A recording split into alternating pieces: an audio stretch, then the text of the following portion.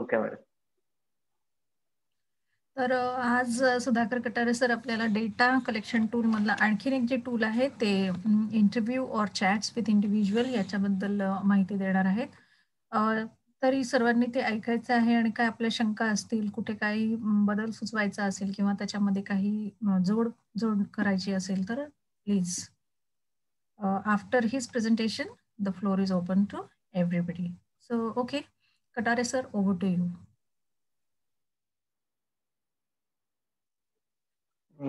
धन्यवाद मॅडम. मला माहित नव्हतं की स्लाइड्स इंग्लिश मध्ये बनवायचे आता, म्हणून मी सरळ सरळ मराठीत बनवल्या. कारण तुम्ही म्हटले होते पहिल्या दिवशी की मराठीत बनवल्या तर चांगल्या राहतील. तर डेटा कलेक्शन टूल्स मध्ये आता आपण आलेलो आहोत आणि त्याच्यापैकी 6व्या आणि 7व्या नंबरचं जे डेटा कलेक्शन टूल्स आहेत ते माझ्याकडे आलेले आहेत प्रेझेंटेशन साठी. तर इंटरव्ह्यू और चॅट्स विथ इंडिव्हिज्युअल आणि क्वेश्चनियर अशा पद्धतीचे 2 टूल्स मी या ठिकाणी तुमच्या पुढे सादर करणार आहे. तर त्यांच्यातले काय ऍडव्हान्टेजेस आहेत आणि काय त्याची डिसएडव्हान्टेज आपण काय तर या दृष्टीने मी या ठिकाणी सांगणार. तर मी स्टार्ट करतो आता और चॅट्स विथ इंडिव्हिज्युअल पासून. नेक्स्ट.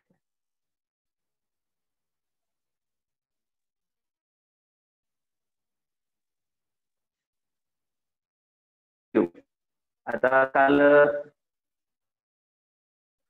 आपल्याला ग्रुप डिस्कशन ते ग्रुपमध्ये कशा पद्धतीने विद्यार्थी याबद्दल माहिती सांगितली आहे. सरांनी सांगितलं की कशा पद्धतीने मुलांना त्या ठिकाणी ग्रुपमध्ये बोल करायचे. आता काही काही मुलांचं की मी ग्रुपमध्ये बोलाल तर मग काय होईल.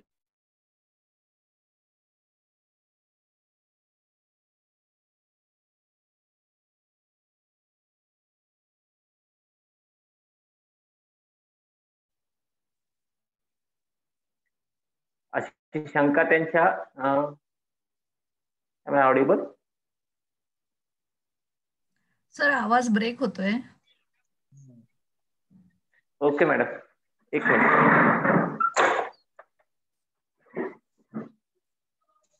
आता मॅडम येतोय? हो सर. तर काही मुलांच्या मनामध्ये गटात बोलताना त्यांना बोलावं वाटत नाही. मग अशा विद्यार्थ्यांच्या बाबतीत हे इंटरव्ह्यू किंवा चॅट विथ हे जे टूल आहे ते आपल्यासाठी फायदेशीर ठरू शकतं. हा त्याचा एक बेनिफिट आपण या ठिकाणी समजूया. तर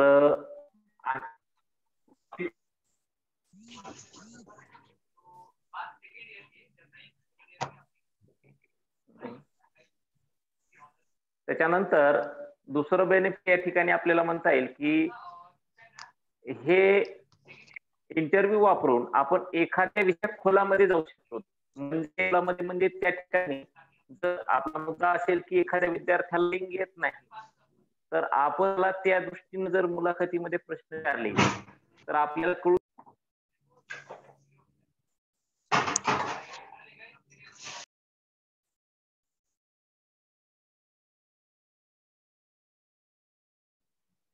बोला सर, आवाज तुटतोय तुमचा.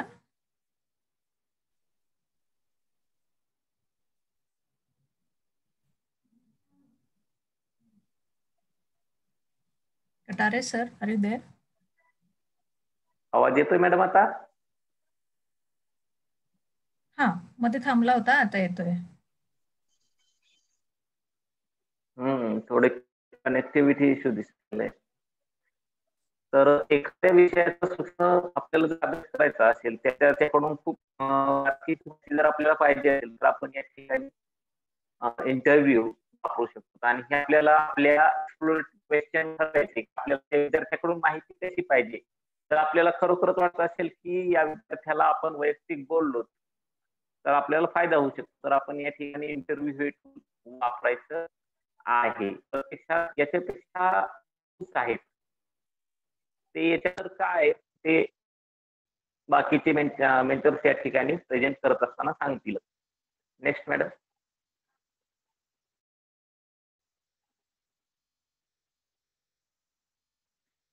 आता इंटरव्ह्यू आपल्या एखाद्या विषयाचा खूप देत असतील तरी सुद्धा याचे काही ड्रॉबॅक्स आहेत. आता विद्यार्थी काय करतील की आता मागे एके दिवशी आपला विषय झाला होता की आपण त्यांना म्हटलं समजलं का रे? हो समजलं. सगळे एका सुरात म्हणतात. आणि ज्या वेळेला आपण प्रश्न विचारतो त्यावेळेला मग ते आपल्या तोंडाकडे बघायला लागतात, एकमेकाच्या तोंडाकडे बघायला लागतात. तर आपल्याला खुश करण्यासाठी ते उत्तरं देऊ शकतात. हा याच्यामध्ये ड्रॉबॅक आहे. थोडीशी प्रिंट मिस्टेक झालेली आहे. जर आपण इंटरव्ह्यू घेत असताना जर त्या ठिकाणी पॉइंट्स नोट डाऊन केले नाहीत तर आपण ते काही मुद्दे विसरू शकतो. या ठिकाणी हा अतिशय महत्वाचा मुद्दा आहे की आपल्याला नोट डाऊन करायचंय आणि नोट डाऊन करत असताना आपल्याला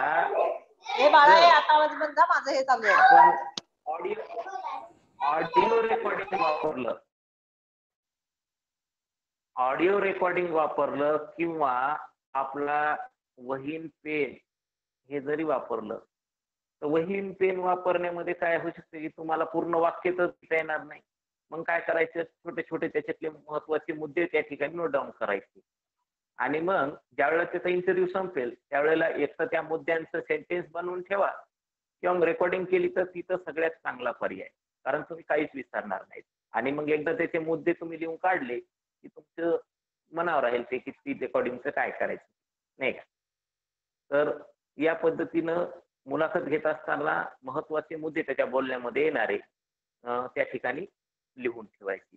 उदाहरणार्थ मी त्याशी माझ्या क्लासमध्ये एका विद्यार्थिनीचा इंटरव्ह्यू घेतला तर त्या तिला बोलत असताना काय अडचणी आली. तिनं मला सांगितलं की सर मला बाकीचे काय म्हणतात,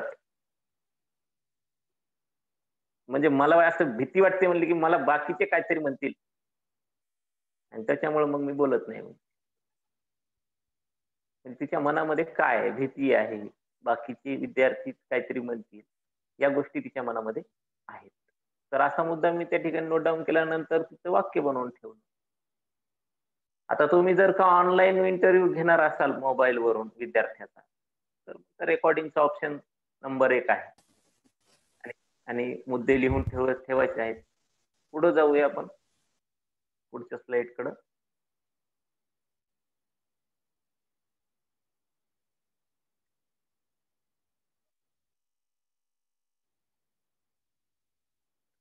या ठिकाणी आपल्याला इंटरव्ह्यू घेत असताना काय काळजी घ्यायची आहे ती या ठिकाणी मी सांगणार आहे.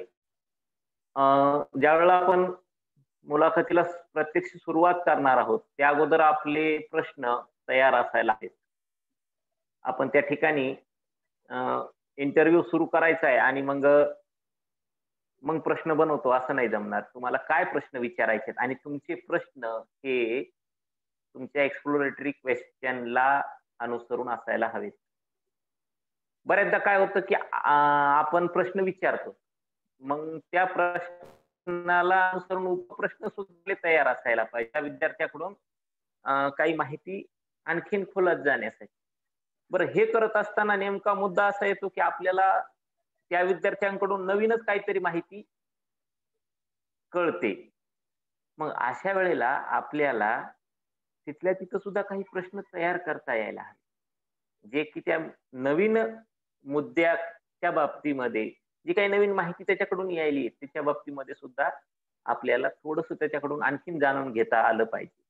नाहीतर मी हे बनवले तर मी हे फिक्स ठेवणार आणि एवढेच विचारणार असं नको. थोडंसं फ्लेक्झिबल, कारण नवीन मुद्दा त्या ठिकाणी उपस्थित झाला आणि त्याला अनुसरून मग ती माहिती घेऊया.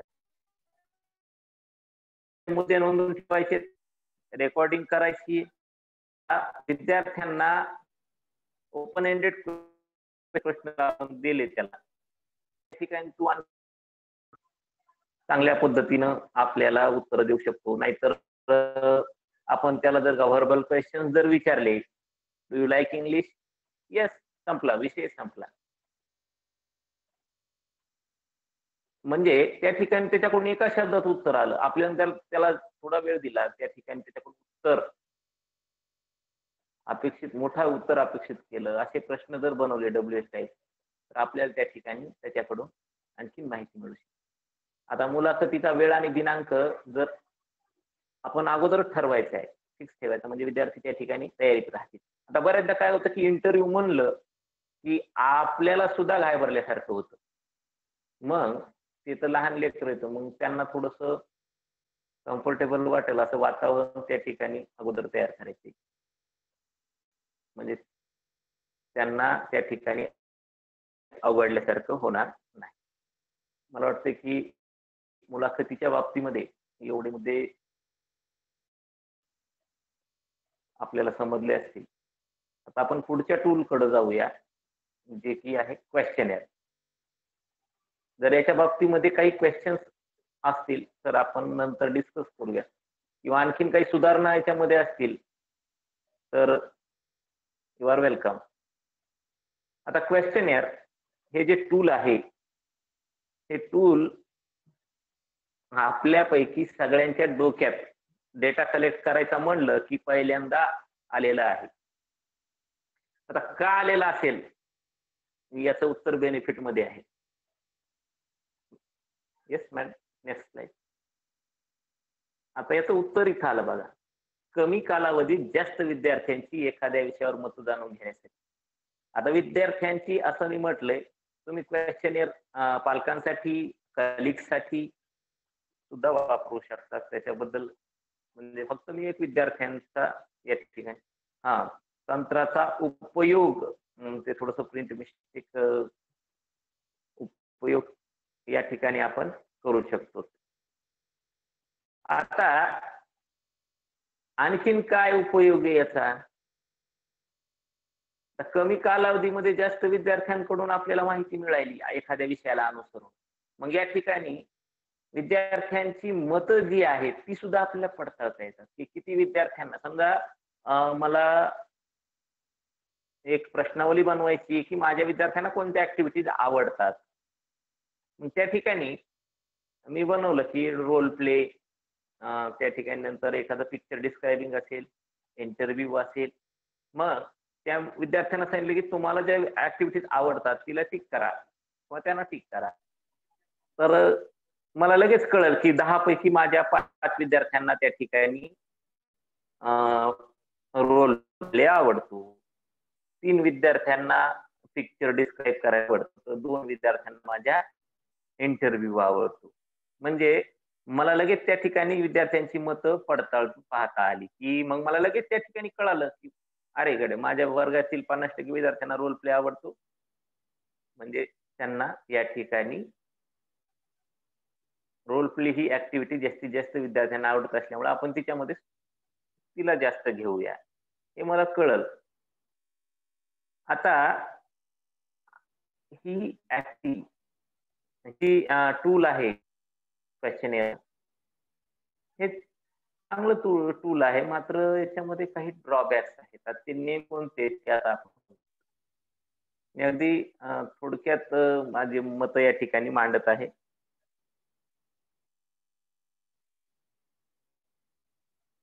आता याच्यामधून आपल्याला खूप सूक्ष्म किंवा अशी जसं इंटरव्ह्यू मधून आपल्याला खूप खोलात माहिती मिळत होती तशी काही माहिती या ठिकाणी मिळत नाही.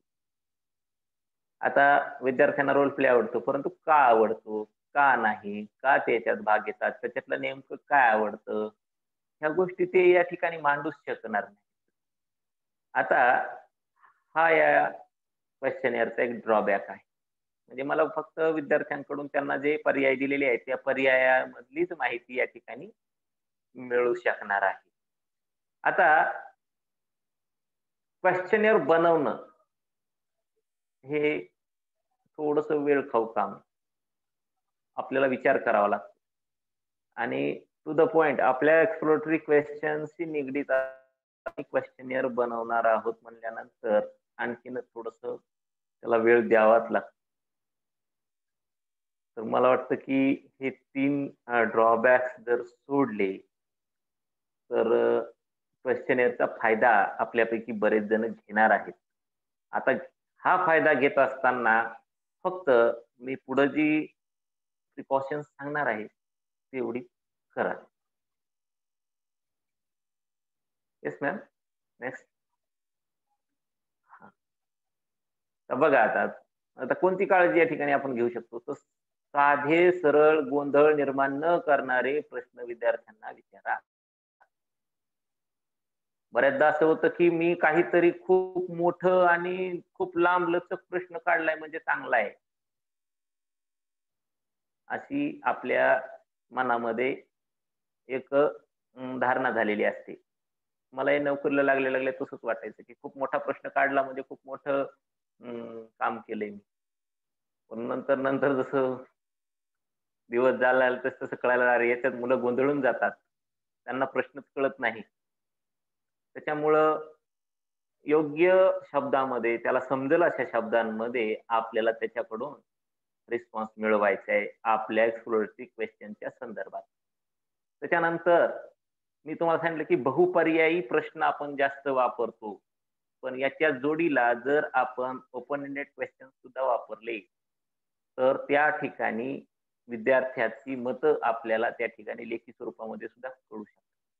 विद्यार्थ्याला उत्तर लिहिण्यासाठी आपण त्या प्रश्नावलीमध्ये अ, पर्याय ठेवू शकतो. त्याला डब्ल्यूएच टाइप क्वेश्चन आपण त्या ठिकाणी देऊ शकतो. द्यायलाच हवेत मी तर म्हणेल. म्हणजे ऑप्शनल द्यायचे आणि आपले बहुपर्याय द्यायचे आणि उत्तरे सुद्धा द्यायची. मुलांकडून जी माहिती पाहिजे त्याला अनुसरूनच आपले प्रश्न ठरवायचे. आता प्रश्न ठरवले, मेंटर्स तुमचे मित्रच आहेत. तुमच्या ग्रुपमधले शिक्षक तुमचे मित्रच आहेत.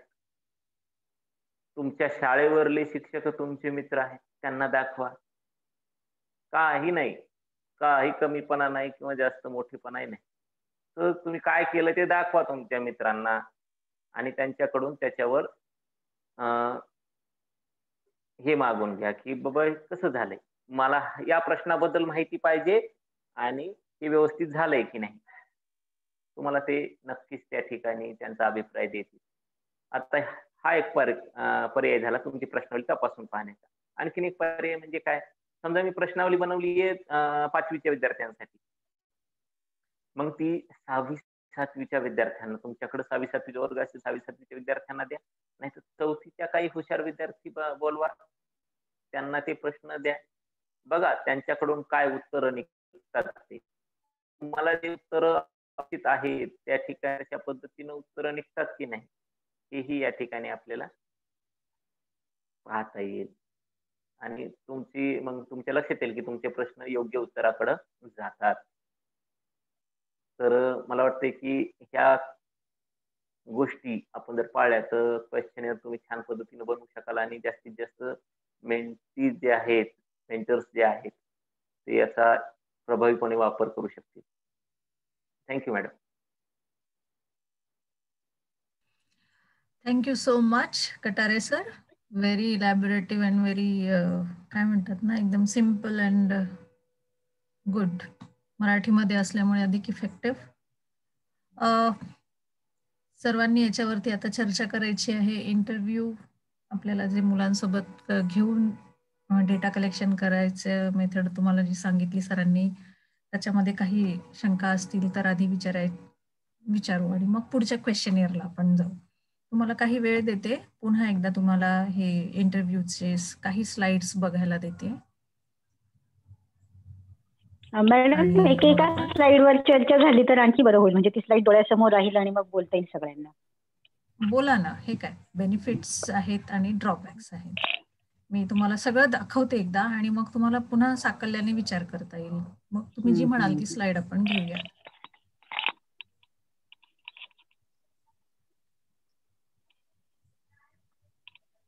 मुलाखत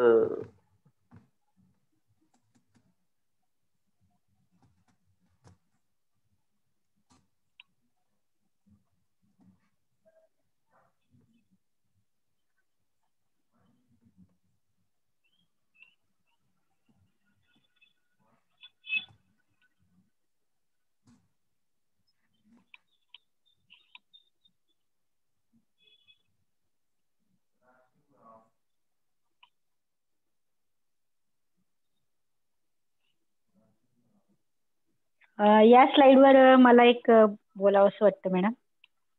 बोला ना. हा जो शेवटचा मुद्दा आहे आपला, मुलाखतीसाठी वेळ व दिनांक अगोदरच ठरवावा आणि विद्यार्थ्यांना त्याची कल्पना द्यावी. सरांनी तसं ते स्पष्ट केलंच आहे की मुलाखत म्हटल्यावर विद्यार्थी घाबरतील. तर मुलाखत फॉर्मलच होणं आवश्यक आहे का? इनफॉर्मल घेतलेली नाही चालणार का? असंच आपण सहज मुलांशी गप्पा मारता मारता प्रश्नांची उत्तरं काढून त्याच्या नोंदी ठेवल्या तर चालेल का? हो, कारण ह्याला इंटरव्ह्यू ऑर चॅट असं म्हटलेलं आहे. म्हणतानाच तसं म्हटलेलं आहे. फक्त तुमच्याकडे ज्या वेळेला विचार करूयात त्यावेळेला ते निश्चितच मुलाखती दरम्यानचं वातावरण हे अतिशय हेल्दी, निरोगी असावं असं सरांनी पण सांगितलंय. पण त्याच्या बरोबरच तुम्ही म्हणताय तसं अगदीच इन्फॉर्मल किंवा तुमच्या जो मुलाखतीचा मुद्दा आहे ते बघून तुम्हाला किती फ्रेंडली असणं विद्यार्थ्यांसोबत अपेक्षित आहे तेही ठरवता येईल. कधी कधी फार सोपं क्वेश्चन असतो आपला किंवा साधी माहिती असते जिथे की मुलांना फार काही म्हणजे वावगं वाटणार गोष्ट नसते. पण जर काही प्रश्न असे असतील जे अगदी व्यक्तिगत स्तरावरती किंवा एखाद्याच्या फारच मनाला भिडणारे वगैरे असतील तर त्यावेळेला मग तुम्ही मित्रत्वाचं नातं किती वाढवायचं आणि कशा पद्धतीने अप्रोच व्हायचं हे आपण हे करू शकतो. काही काही वेळेला आपण ढोबळमानाने प्रश्न विचारून जसं नेहमी वर्गात करतो तसंही करू शकतो. आणि कधी कधी काही प्रश्नांच्या उत्तरासाठी आपल्याला रॅपो बिल्टअप करून मग हळूहळू खोलात जाणं अपेक्षित असेल तर it depends on the topic, it depends on the questionnaire, and it depends on what exactly you want to take out from that learner. So it's a skill. हे mentoringचं skill आहे की you need to talk with the person. You can't ask him the direct questions, so nobody would open up. It's a human tendency. It's a human tendency. And children, they are very त्यांच्याकडे एकच asset असतं तो म्हणजे त्यांचा ego. त्यांना नाव कळत नसतं, त्यांना बाकी काहीच कळत नसतं. त्यांना फक्त इगो आणि स्व एवढं हे जे भान आहे हे मुलांमध्ये जास्त असतं. आणि म्हणून त्यांच्या स्वला किंवा त्यांच्या इगोला जिथे ते ओपन होईल असं त्यांना वाटतं तिथे ते बेधडकपणे एकतर उत्तर द्यायचं नाकारतात किंवा मग चुकीचं उत्तर देतील किंवा तुम्हाला मिळणार नाही. सो तुम्ही कुठलंही टूल वापरा, you need to be very meticulous in planning your questions because there should be more than 3 questions to catch the same information. Because कोणीही एकदा तुम्हाला भरकटवेल, दुसऱ्यांदा भरकटवेल, पण तुमचे प्रश्न इतक्या चलाखीने ते असले पाहिजे आहेत. आता आम्ही इकडे म्हणजे तुमच्याकडून खूप एवढी अपेक्षा करणंही तसं चुकीचं आहे, पण काय हरकत नाही ना, आपण बोलायला काय हरकत आहे. जेव्हा आम्हाला असं सांगितलं जातं की तुम्ही एखादं टूल बनवा, जसं आता आम्ही लोक इथे बसतो आणि बनवतो एखाद्या याच्यावरचं टूल आम्ही बनवतो. That time we need to very much clear about what we are going to ask आणि त्याला आम्ही वेडेवाकडे प्रश्न कसे विचारू शकतो जे की एका डेटासाठी 3 क्वेश्चन्स असतील कमीत कमी. जर तो खूप सेन्सिटिव्ह डेटा असेल and we want honest answer from the other party then we must have minimum 3 questions जे की दिसायला खूप साधे सोपे दिसत असले तरी त्याचं उत्तर देताना तो माणूस ओपन अप व्हायलाच हवा. Okay, so this is a skill. एकेका स्किलवरती काम करायचं ना तर 10-10 वर्ष करू शकतो आपण काम. येस बरोबर. तर ठीक आहे ना, आपल्याला एवढी माहिती झाली आहे तर तेवढ्या सजगतेने जर आपण करू शकत असो काय हरकत नाही ना. फार आपण काय अगदी एक्सपर्ट नाही होणार त्याच्यामध्ये, but still having that idea that this questions should be like that whatever tool you select then. आणि आपण सगळेजण एकमेकांशी एकदा चर्चा करणारच आहोत. सोमवारी आपण सगळेजण आपापला डेटा कलेक्शन टूल जो काही वापरणार असाल, म्हणजे समजा मुलाखत वापरणार असाल तर मुलाखतीतले सर्व प्रश्न तुम्ही तिथे मला देणार आहात. तुम्ही जर क्वेश्चनेअर वापरणार असाल तर क्वेश्चनेअर पण तुम्ही तिथे देणार आहात. आणि आपण जसं तुमच्या पहिल्या शीट नंबर 1 वरती आपण काम केलं तसं मी तुमच्या याच्यावरती काम करेल आणि जेव्हा ते पूर्ण होईल. म्हणजे त्याला आता फार वेळ नाही लागणार, त्याला 2च दिवसात मी तुम्हाला तो वापस करेल. That time it's up to you if you want to discuss it. सगळ्यांसोबत डिस्कस करायला तुम्हाला आवडत असेल तर असं करू, ज्यांची इच्छा नसेल it's up to you. Okay, बरं ठीक आहे. आपण ह्याबद्दल बोलत होतो की मुलाखतीसाठी प्रश्न कसे असावेत, कसे करावेत. आणि मला असं वाटतं की विक्रम टेकाळे सरांकडे मुलाखतीसाठी काहीतरी बोलण्यासारखं नक्की असणार आहे. सर, मुलाखत कशी घ्यावी?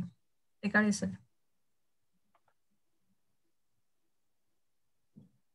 मुलाखत कशी घ्यावी? हा, तुमच्या असे लर्निंग असेसिंग लिसनिंग मध्ये आपण केलं होतं, तिथे तुम्ही हा मुद्दा म्हटला होतात की आपण असेसमेंट कशी घ्यावी. तर असेसमेंट हा शब्द वगळून आपण मुलाखत कशी घ्यावी मुलांची? मुलाखत कशी घ्यावी? मुलाखत घेत असताना आपण जेवढे काही सर्व क्वेश्चन्स ऑर्गनाइज करतो आहे, तर ते क्वेश्चन्स आपल्या टॉपिकशी स्टिक असावे.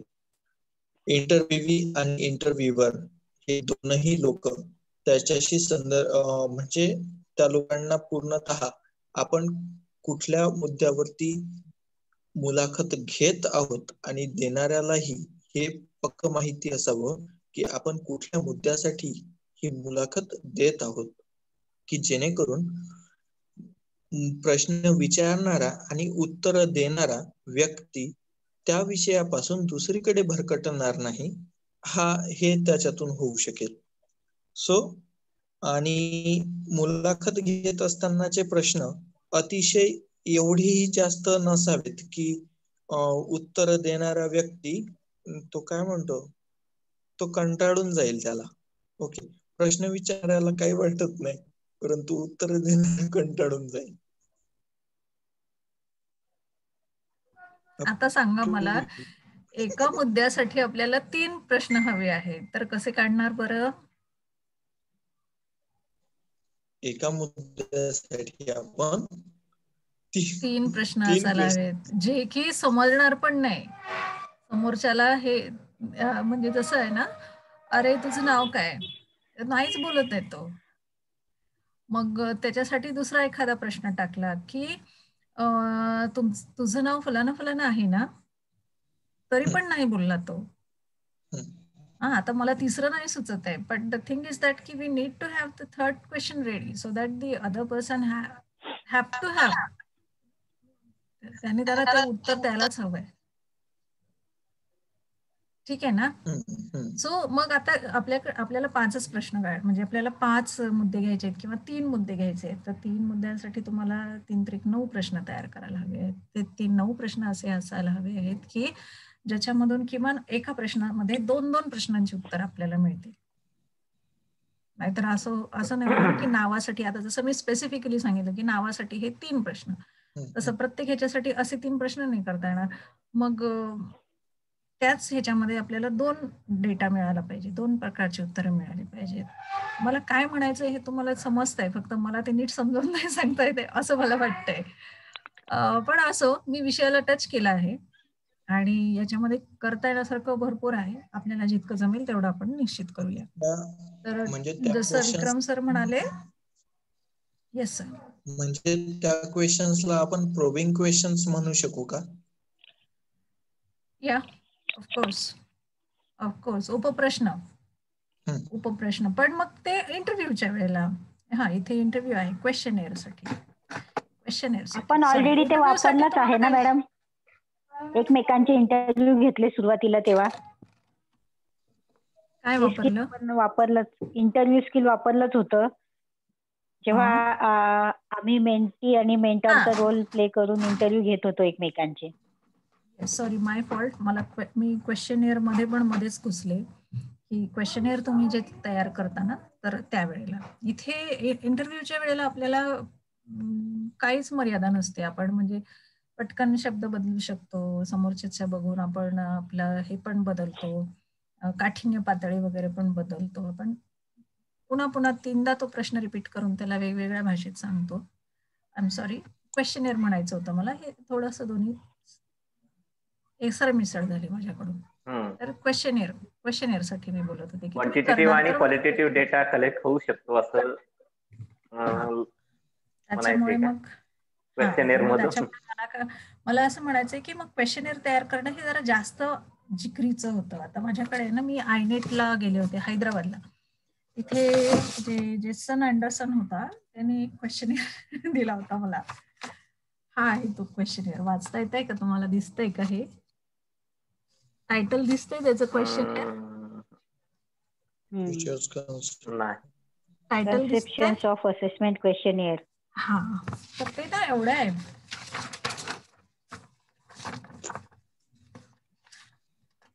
एवढं आहे ते. किती पानांचं असेल हे? हे याच्यामध्ये फक्त 54 प्रश्न होते. नाही, 59 प्रश्न होते. लास्ट क्वेश्चन फक्त. This is 59. You see, दिसतंय 59, 58, 59. येस. हा, इट्स टू लॉंग. आणि मला 2 दिवस लागले भरायला, पण मी भरले. आणि ही कॉंग्रॅच्युलेटेड मी. तो म्हणाला, इतकं सिरियसली तर कोणीच नाही भरलं म्हणे मॅडम. म्हणजे असं की जसं कटारे सर म्हणाले किंवा विक्रम सरही म्हणाले की इतकं मोठं ते क्वेश्चनेअर नसावं की लोक कंटाळून जातील. बरं ठीक आहे, जाऊ दे. मी पुन्हा क्वेश्चनेअर वर गेले. आपलं चालू होतं इंटरव्ह्यू. आपला वेळ संपत आलाय, 3च मिनिटाचा आहे. याच्यानंतर अजिता मॅडम बोलणार आहे. तर चला पटकन 3 मिनिटामध्ये आपण हे दोन्ही पण करूयात.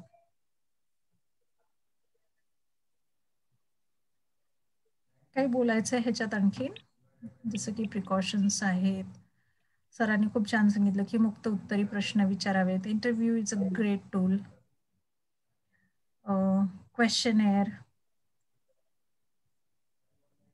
सूक्ष्म माहिती मिळत नाही, थोडेसे वेळखाऊ काम आहे. थोडेसे नाही, खूप वेळखाऊ काम आहे. जर मुलांना पर्याय दिलेले असतील तर त्याच्यामधून जास्त माहिती मिळत नाही. पण कधी कधी हे फार सुंदर पडतं, कारण की if you have less options then you cannot fool the other. म्हणजे तुम्हाला दुसरं कुठलंही चुकीचं उत्तर द्यायला तिथे तर पर्यायच नाही ठेवत आपण त्यांना.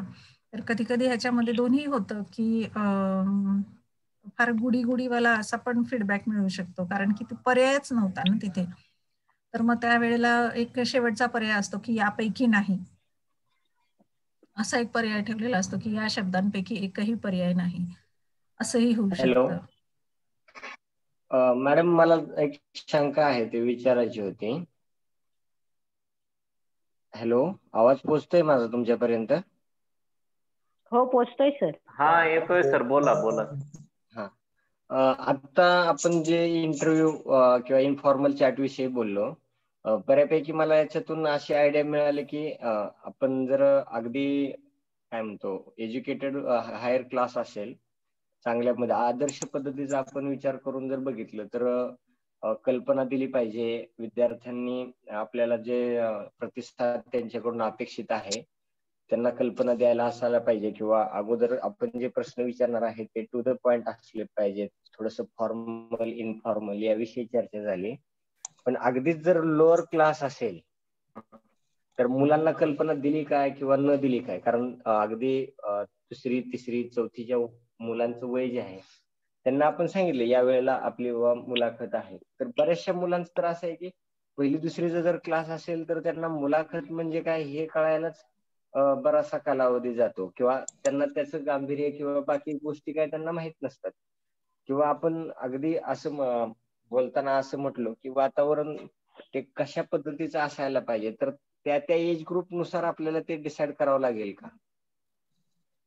तर त्याच्या मतानुसार माझं असं म्हणतं की जर खालचा जर क्लास तुमचा असेल, एज ग्रुप खालचा असेल, तर तुम्हाला मोस्टली इन्फॉर्मल वेनच माहिती कलेक्ट करावी लागेल. म्हणजे अगदी इंटरव्ह्यूचं जर आपण बघितलं तर त्याच्यामध्ये बऱ्याचशा गोष्टी किंवा बऱ्याचशा फॉर्मॅलिटीज त्याच्यामध्ये दिलेल्या आहेत. स्टँडर्ड इंटरव्ह्यू काय असावी किंवा कशी असावी याच्यामध्ये न जाता अकॉर्डिंग टू अवर नीड, आपल्याला गरज काय, आपला एज ग्रुप काय आहे आणि आपल्याला नेमकी काय माहिती आहे, याच्यामधून जर आपण गेलो तर ते फार आपल्या सगळ्यांना सोपं होईल असं माझं मत आहे. थँक्यू. एकदम बरोबर आहे सर. मला पण तेच म्हणायचं होतं की आपला जो ग्रामीण भाग आहे आता जिल्हा परिषद शाळांचा, जर मी माझ्या मुलांना सांगितलं मी तुमचा इंटरव्ह्यू घेणार आहे अमुक दिवशी, तर मला असं वाटतं की माझी 4 मुलं येणारच नाहीत शाळेत इंटरव्ह्यूच्या भीतीने किंवा मुलाखतीच्या भीतीने. मला वाटतं म्हणून की मी तो मुद्दा इंटरव्ह्यू विचारला होता. आणि ऑर नंतर जे आहे ते पर्याय वापरू Chat. शकतो आपण. तो चॅट पर्याय विथ आपल्यासाठी इंडिव्हिज्युअल. योग्य आहे. आपण त्यांच्याशी या हा तो खालच्या वर्गांसाठी लागू पडेल छानपैकी.